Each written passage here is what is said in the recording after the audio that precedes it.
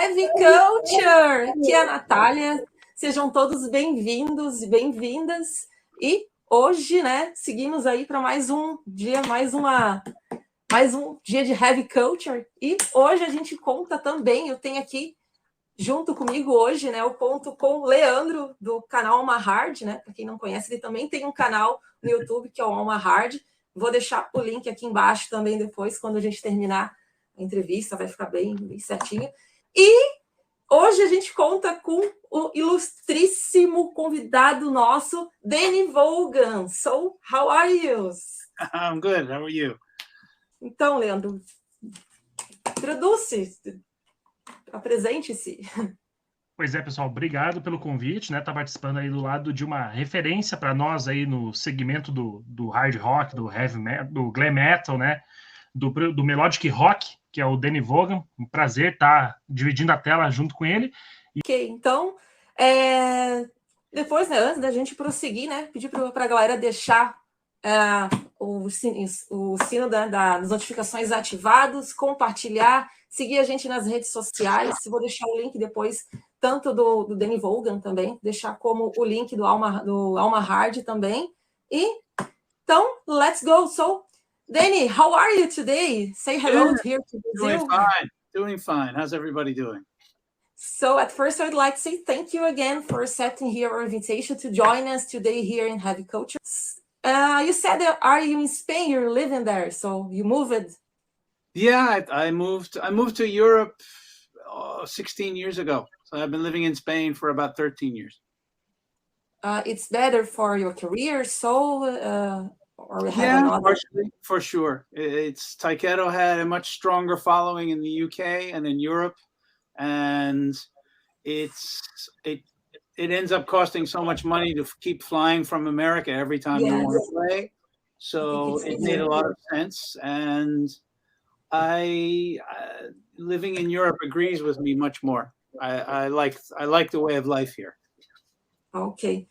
We're still going to start. So, as we said about Tyketto and Wasted here, most people knows you from Tyketto, but we know that before Tyketto, you are a band named Wasted. With Peter Wade, who was the best player from the UFO. So, how did you get this invitation to join and Wasted? We probably don't have enough time for the whole story, so I'll tell you the short story. Okay. Basically, I had done a demo in Florida with Paul Chapman from UFO. And he was supposed to take that demo and then go to England and get a record deal for us. He was going to go to EMI and get a record deal. But instead of going to EMI, he went to a bar and met Pete Way. And Pete said, join Wasted. And he did. And we never heard from Paul again. So he just disappeared. And then about 2 years later, maybe less, he called me and said that he had done an album with Wasted and they weren't getting along so well with the singer at the time, and they said they wanted to go do this music festival in Tel Aviv, Israel. And I said, if you come and do it, if it works out, maybe it'll be, you can join the band. We'll see. But for now, just come and have fun, do one show, and we'll do some Wasted songs, some UFO songs. So I was working for the telephone company at the time. So it was an easy choice. I flew to England, rehearsed for about 3 days, and then flew to Israel, and we did the show, and there was so many different acts on, but the next day, all the Israeli papers have my picture on the cover because I was wearing an outfit that would have made Freddie Mercury embarrassed. It's a lot of spandex going on, But anyway, so that was it. They decided to keep me in the band from there. So that's nice. Yes, Wasted for me is, as I said, a friend of mine. It's an album that I don't skip ever track when I listen, because I think the whole album is so nice. It's a very good album. And Leandro, alguma pergunta referente ao Wasted? Wasted, perguntar aquela questão para ele, já que a gente está tocando no assunto da banda, que eu li algumas entrevistas que ele tinha composto o álbum na íntegra, né? Mas ele não tinha sido creditado nas canções, se isso é verdade ou não, ou é uma especulação, porque é muito parecido, né? Muitas das faixas do que ele fez no Tyketto. So Leandro is asking you, because when we listen Wasted album, we see that's very similar to Tyketto albums. So, and you know that you composed the most songs on it. Why your name wasn't credited on Wasted albums? There is a reason for that? Well, the reason is that they basically stole it from me. I was paid for all the work I did, but Wasted had a manager who was pretty much the devil. And he just decided to just not tell me and took my name off of everything. And so I never got royalties, nothing. But almost all the lyrics are mine. Some are Pete's, but most of all the lyrics and all the melodies are mine. So, and everybody knew it. Everybody that knows me and knows how I write music is like, yeah, that's you. I mean, one of the songs has the name singing to a girl named Anna. That's my sister, you know. So, you know, so that's the way things were with them. And I think everybody in my business has at least one story where somebody takes terrible advantage of them, and hopefully you learn better the next time. I think it's a very common on the 80s bands that had problems with managers. I think today, because we had the internet, we had some access to the information. I think it's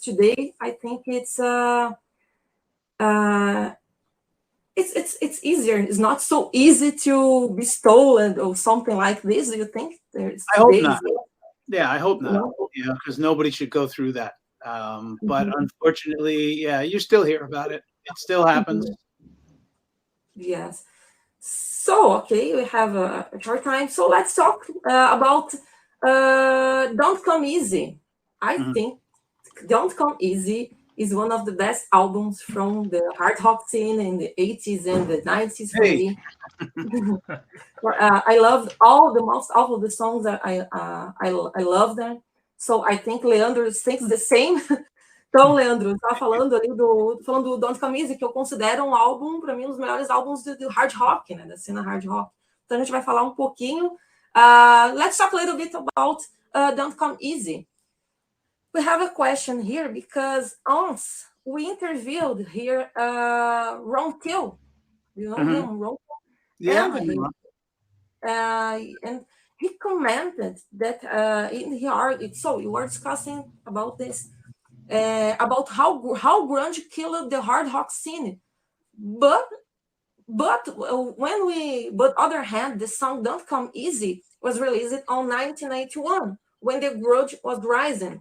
So, well, some people, you know, I always hear that if Don't Come Easy had come out in 1989, you know, it would have been a very, very big album. We didn't sell that many albums. People, yeah, it's not so simple, I think, to just blame grunge music, because whenever a kind of music becomes popular, then everybody piles on. They get more and more. So, for instance, you know, they signed Guns N' Roses out of Los Angeles. Suddenly, every Los Angeles band had a record deal. All of them, you know, even the shit ones. And so they gave us too much. They always do that. You know, the business goes and goes. So if you look at all the videos that were being made at that time, everybody's wearing the matching leather outfits, and the guitars are going around their neck, and, you know, the hair is out here, and the girls are all sitting on the cars and all that. And the audience said enough. You know, it wasn't grunge. The fans wanted something different. They'd had enough of that because they've been fed too much of it. So the next thing you know, your rock stars are wearing your grandfather's sweaters, and, you know, they don't look like anything, you know, but they look like the rest of us. So I have respect for that, because, you know, the audience decided that, not the record companies. You know, the record companies probably killed AOR rock more than anybody else. Yes, I think I have the same. I think the same too, because in my opinion, I think it's not grunge killed the hard rock scene. I think that music is just like a circle, because in the 60s we had another scene. We had something like Peace and Love. In 70s we had bands like Jethro Tull. We had bands like Genesis. Yes, the perceptions was different. So, and after this we had the 80s, and the 80s was a hair metal too. So, and nowadays we have bands like bands that revisit the same details, the same essence from the 80s too. And so, in my opinion, grunge didn't kill. Just a circle. Music for me is like a circle. Everything is new. Everything's ready to be revisited. And it's just a matter of which is the most popular at the time. And unfortunately, in America, that matters. Everybody has to go with what's popular now. They don't. Oh, not those. Those guys are old. That's last week. You know. It's not like that in the rest of the world. The rest of the world, the music they like is the music they support, and it's still out there, and you can still tour, and people will come see you. You don't have to be the latest fashion, whatever that is. Let's talk about a little bit about Don't Come Easy, could be, again. So if you could choose a hit from Don't Come Easy, if you could choose another song instead, Forever Young, which one do you think had a potential to be a hit? I had one. Standing Alone, for sure. I know alone. We wrote that album. In our mind, the idea was to create as many songs that we felt could be played in big arenas, Bon Jovi music, all that. So you got Wings, you got Sail Away, you got Seasons. These are all big anthem songs. Fantastic. But the thing was that Standing Alone was supposed to, it always worked the same way in the 80s and early 90s. You had two rock songs and then the ballad, knocked it out, and that was it. And so I don't know why the record company, instead of going with the ballad number 3, they went with it number 4. It was too late. At that point, it was all over. Nobody wanted to spend any money on a video. When we made Wings, we paid for that video. We did it ourselves because the record company wouldn't do it. So it was already too late, unfortunately, which is why we put Standing Alone on Strength in Numbers too, because we just felt it didn't get enough of a chance, but again, for me, it's also the song that has come back to me from other people all over the world as an important song for them, something that means something to their hearts. And so for me, that's success, because it's 32 years later, something like that. Let's talk a little bit about Strength in Numbers. I think Leandro has a question. So, Leandro, tem alguma pergunta? Para falar pouco agora do Strength in Numbers. O Strength in Numbers, na minha opinião, é um disco igualmente bom, né? Mesmo sendo um pouquinho diferente do Strength in Numbers, eu acho ele um pouco mais com uma pegada mais menos tentando seguir a linha das bandas da época, mas eu queria saber por que ele demorou tanto para sair, né? Sendo que ele é um disco até, inclusive, que tem faixas muito boas. Eu acho que se tivesse sido lançado em uns 2, 3 anos antes, seria um sucesso igual ao do caminho. Okay, so Leandro is asking about the album Strength and Numbers, and we are talking about why did this album take so long to be released? Well, we finished the album. We finished it very quickly after we were done with the tour with Don't Come Easy. So the album was finished by Christmas of 1992, and everything was finished. The only thing we didn't have was the artwork, but all the production was done. Everything. Even back in those days, they used to send out cassettes to the radio stations, or they were advanced cassettes. So like, here comes. They even had done that and sent out just blank cassettes, say, hey, new Tyketto album coming soon, hey. And then someone in the accounting office looked at the ledger and went, no, we're not going to release it. Done. So The only thing that was amazing about that was, of course, they paid for the album. The album cost $75,000, $100,000.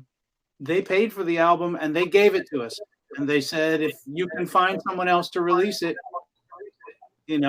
go with God. So it took us a little time, but it was released with wonderful label in England, Music for Nations, and CMC in America.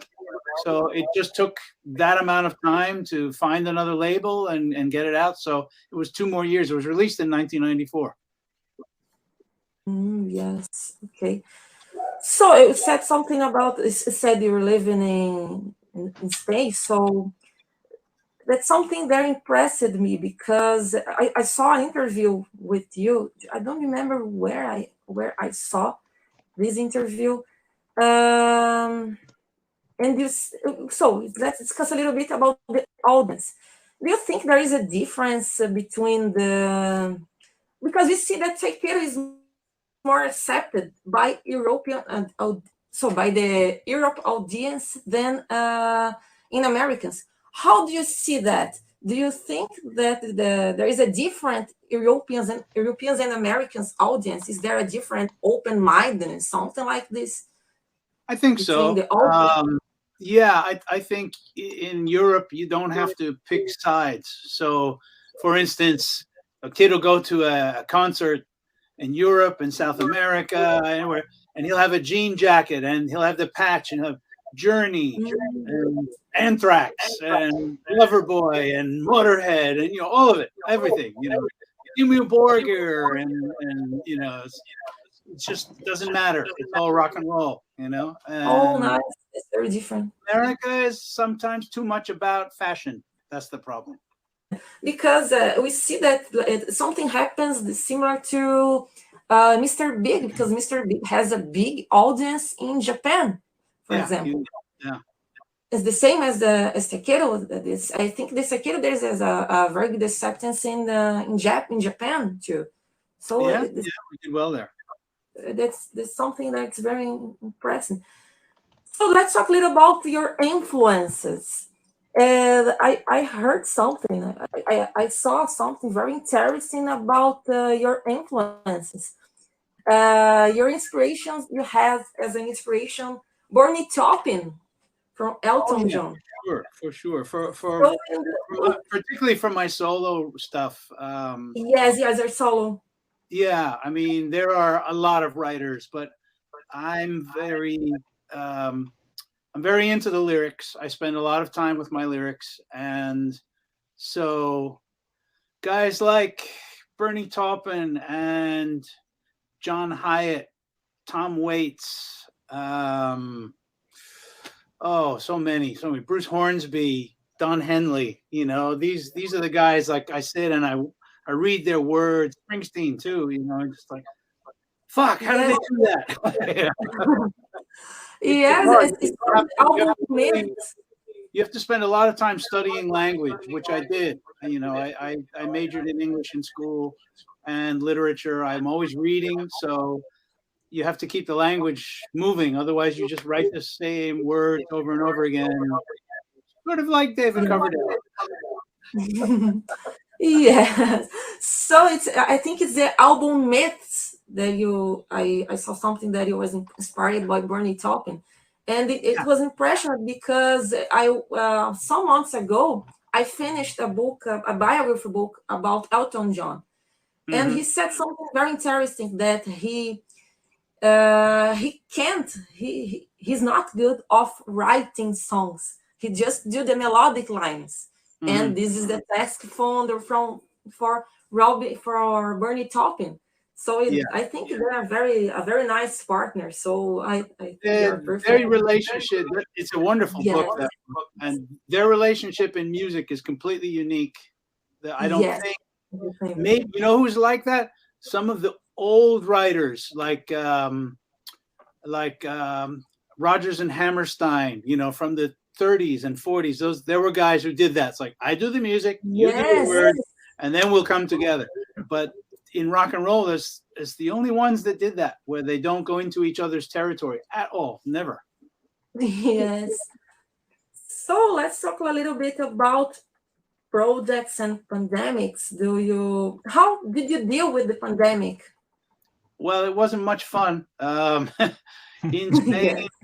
I was in London in March 2020, and I've just done 3 days of press, getting ready not only for my solo album Myths, Legends, and Lies, but I was also about to do a tour with Dan Reed, and he and I had an album out.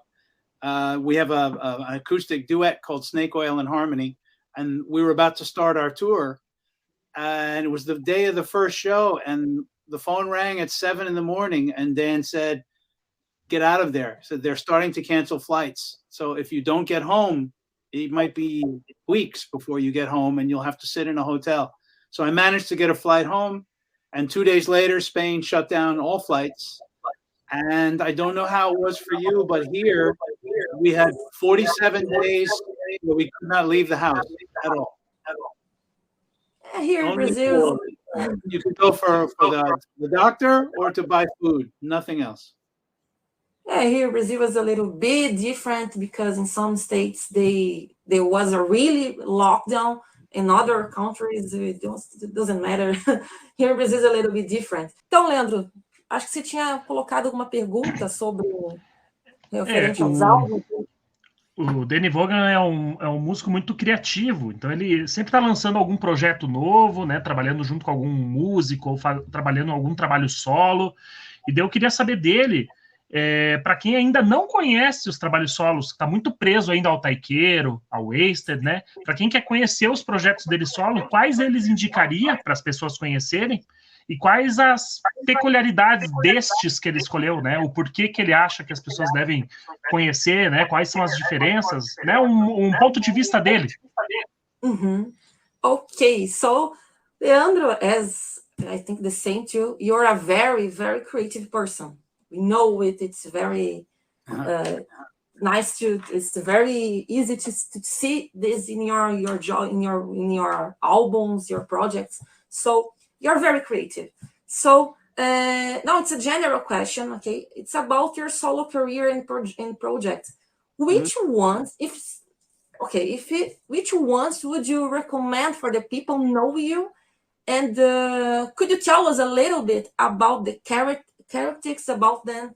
If you had to choose a solo album or a project for knowing Danny Vaughn, for someone who doesn't know?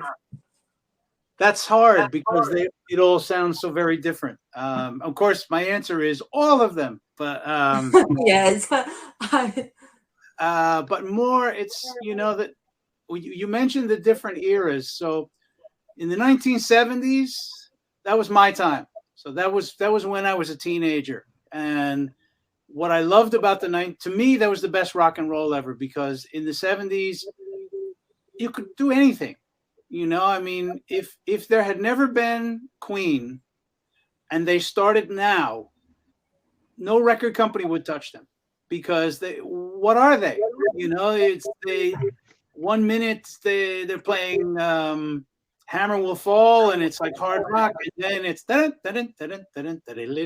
then what is that? And that's what I loved about that music, is because musicians, we're always listening, we're always learning, we're always growing. We hear something, we hear an instrument we never heard before. We go, oh, how can I use that? That's fun. Let's have that.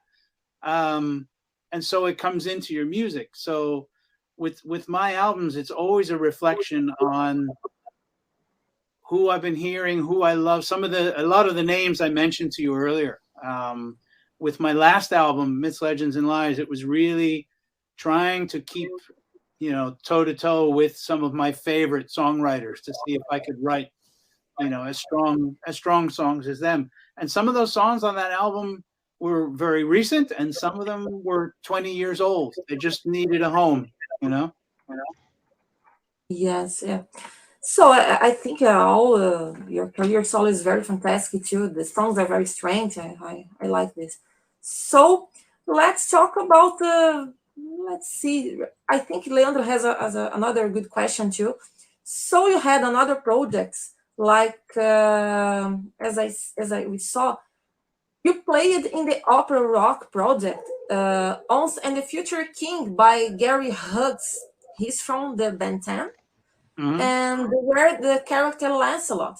How this invitation can come? Who invited you to join this album? Oh, that came from Gary. He just those were the early days of email, and he just sent me a note. He said, "I'm doing this project, and it's different singers, and Bob Catley is playing Merlin and all that." And so it was easy. I mean, that one was easier than most because he had written it all. It was all finished. All I had to do was come in and sing it a little bit my way. So the songs were done. But that was the first of many. And of course, during COVID, I had a lot more opportunities to work with people. Now it's easy. You know, I just go to that side of the room, shout some lyrics into a microphone, hit email, send it. You know, we don't have to work with videos anymore, so it's a lot easier. So there were a lot of interesting projects to work on in the last few years. So we saw that your voice sounds very different in this album. So did you have any different technique or prepare to sing on it for the character? No different technique. I'm just older. You learn more, and it's also the style of the songs are a little bit different. You know, you listen to Myths, Legends, and Reach. It doesn't sound like the same person, hardly. So it's all a matter of just using the style that you need for that particular project. Yes. And you did the big vocals with Tony Harnell in the album Enish More by Riot. Yeah. So it's a very different project. So people knows you as a hard rock singer, but we worked with Mark Lee on the heavy metal. Is one of the heavy metal genius. So how did you end up in a heavy metal album? How it was? Well, I've known Tony Harnell for 40 years. We used to have the same vocal coach, so we used to see each other in the hallway, like, how you doing? And just he'd go to his lesson, and I'd become. We've been friends for a long, long time. So I think it was through Tony, and it was done at Millbrook Studios, where I did Floaters and Sailors on Riverside. I did Fearless there. We did Tyketto Digging Deep was done there. And so Mark Reale was recording that Riot album there. So the producer, Paul, just called us up and said it would be great to get you guys in to just knock some backing vocals in. We were supposed to do 2 songs. I think we did like 7 or 8. So nice. That's it. So, Leandro, any questions? Alguma questão?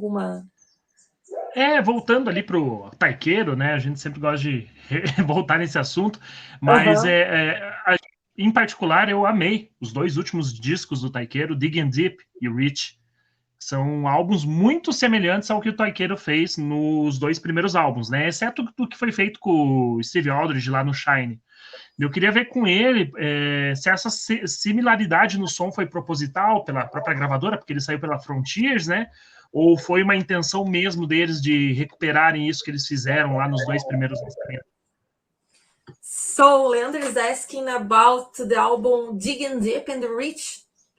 So they sound different, but they have different elements, but both are very closer from each other. This sonority was purposeful or not? No, not on purpose. So you have to remember, on Digging Deep was the original Tyketto. It was Brooke and Jimmy and me and Michael. And then Reach was the newer band, with Chris Green on guitar and Chris Childs on bass. So it was very different writing styles, made under different conditions. For me personally, I happen to think Reach is Tyketto's best album. It just, a lot of different things all came together and worked out very well. So it's going to be a tough one to beat if we ever make another one. But I think the 2 albums are very, very different, as far as the style, particularly because of the guitar. While they both respect each other a great deal, Chris Green and Brooke St. James are very different guitar players. I had a question that I always wanted to know. So okay. About the name Tyketto, what is the origin of the name? Really? You don't know that story? Everybody knows that story. I know. Let me say something. I know the story, but there's people here that maybe they don't know. Okay. Well, it's not a big deal. We spent so long trying to come up with a name, and we had 2 or 3 different names first, and they were all terrible. And Brooke was out working somewhere in Brooklyn that day, and he saw it spray painted on a wall. And he came back and said, I don't know what this word means, but I like it. It's called Tyketto. We were all like, yeah, okay, that sounds fine. we ended up really liking it, but we were worried because we didn't know if it was like a gang sign or, what it was.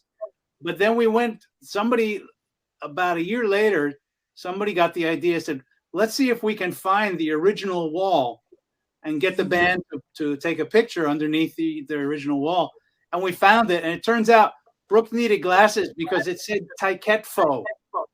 And that I don't like so much. So I'm glad he couldn't see it right. People, there's some people that doesn't know Tyketto. They think there is a name that I don't know the last name. Oh, why Tyketto? Tyketto is the last name from the singer? No, I know. So I had to tell all the story, and a lot of people thought we were a Japanese band for a long time. Yes, it sounds a little bit Japanese. Yes. Yeah. So let's go. So então, Leandro, alguma pergunta em específica? É só reforçar do nome, né? Que realmente a parte gráfica da escrita, né? Isso é uma curiosidade de nerd mesmo, de quem é fã da banda, né? Uma coisa mais pessoal, só para eu saber, né? Mas a escrita parece que realmente foi feito como se fosse um grafite, algo assim, escrito naquelas canetas, naquelas nanquim, né? Se a parte gráfica foi eles mesmos que tiveram a ideia, ou foi, na época, algum artista gráfico lá de dentro da gravadora, alguma coisa assim. So it's about the name too. So Leandro is asking about the graphic, the way that the letters was writing. Did you this name was done by a graphic artist, or where they come from? This because the graffiti ones. Yeah. Well, that was the idea. We went to a graphic artist and said, look, then we found this spray painted on a wall, so let's see if we can make it look different, but look good like that. And in fact, I'm working with an artist now because Tyketto is going to tour again next year. So I'm working on a new T-shirt design and all that, and we're going back to the graffiti spray paint look. It's going to be pretty cool. So as we saying about the next jobs, next work. So let's talk about new projects. So do you have any tours for next year, albums, projects? Yeah, sure. Lots. Well, now we're all starting to work again. It's very nice. So I'm doing a solo acoustic tour of the UK starting November 24th. I'm going to do 11 shows all around England. And then next year, I'm not allowed to say exactly when, where, but Tyketto is touring England and Europe in May of 2023. We're also playing the Monsters of Rock cruise again. And that will be the last show for Michael on drums and Chris on guitar. They're going to retire, so it's going to be very emotional, But we're looking forward to getting out there and playing again and doing all of that. So I'm hoping to be, as long as we can keep working and things don't get bad again, that I think we'll see a lot more of Tyketto now, because we'll be able to tour a lot more than we could before. Nice. So in Brazil, I saw that in 2008 you played here in Brazil. How it was? What did you think about the Brazilian audience? How was your experience? The audience was great. We had a wonderful time. We only got to see we came into Rio.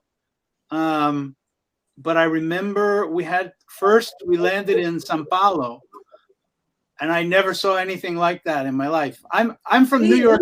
I'm from New York City, the big city. São Paulo is a big fucking city. Yes. I couldn't believe it. I couldn't believe it. And so I would like to play some of those places too. The hard part with Brazil, as I'm sure you know, is finding a promoter that, you know, will do the job and doesn't disappear with all your money and all that.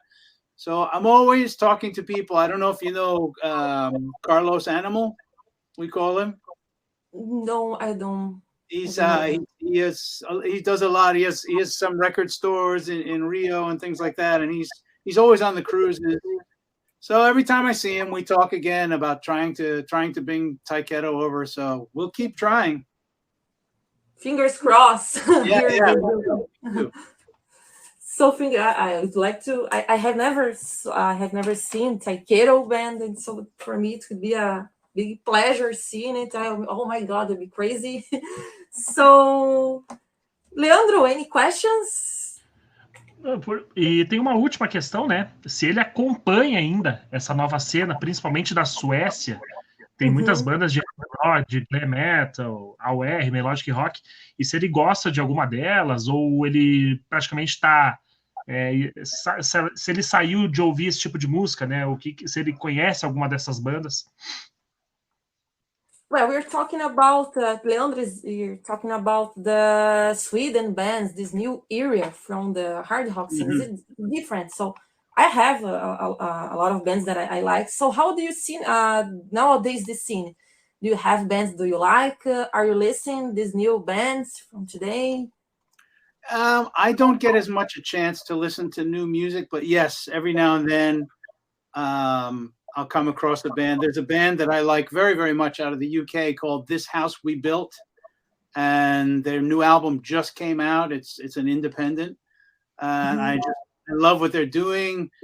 Sometimes it sounds like King's X. Sometimes it sounds a little like Tyketto, maybe. You know, it's kind of a lot of different things. But I always look for bands that are singing from here.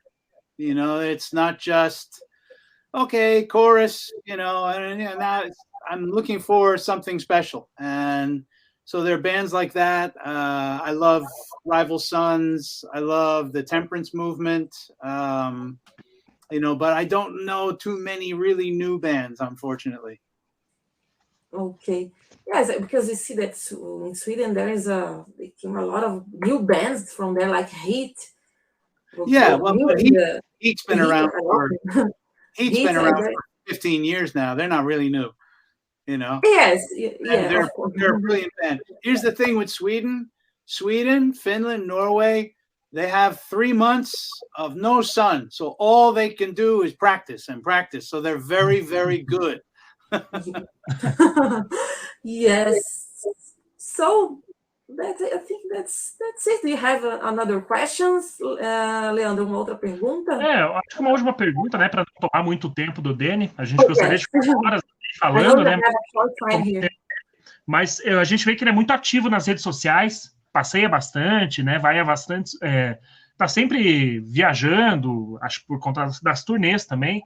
E a gente vê que ele posta bastante coisa também relacionada à música, né? De álbuns que ele escutou, que mudaram o caráter dele. Eu queria que ele deixasse aqui pelo menos uns três discos assim que ele considera como masterpieces, né? Que ele considera os melhores aí, que são referência para a carreira dele. So Leandro is talking that you're a very active person. You like traveling, of course, because of the tours, of course, but and you, of course, you love music. And he wanted you to recommend, if you could recommend 3 albums that you think it's a masterpiece, that there is a must album for the people.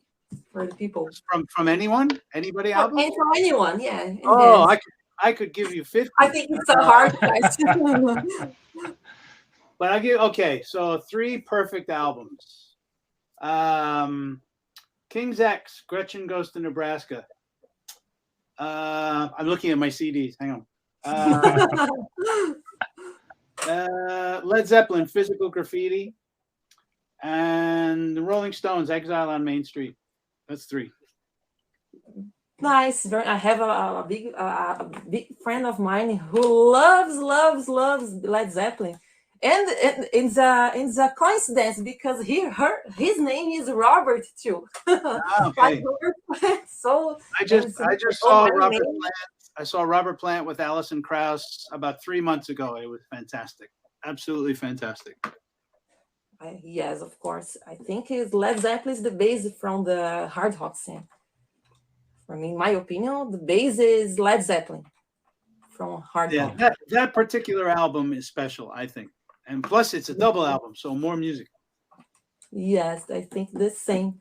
So I think I know you have another things to do. Okay, you have a short time, but I would like to say thank you. Do you want to say something for the audience?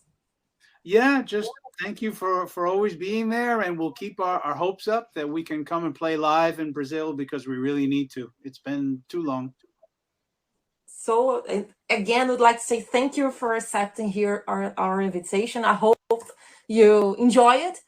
Leandro, alguma... Muito obrigado. Não, muito obrigado pelo convite, né? Agradeço ao Dene, né? Um grande artista. Um prazer estar aqui com ele, dividindo. Pena que eu queria ficar mais tempo, mas a gente sabe que o Dene tem mais coisas para fazer, né?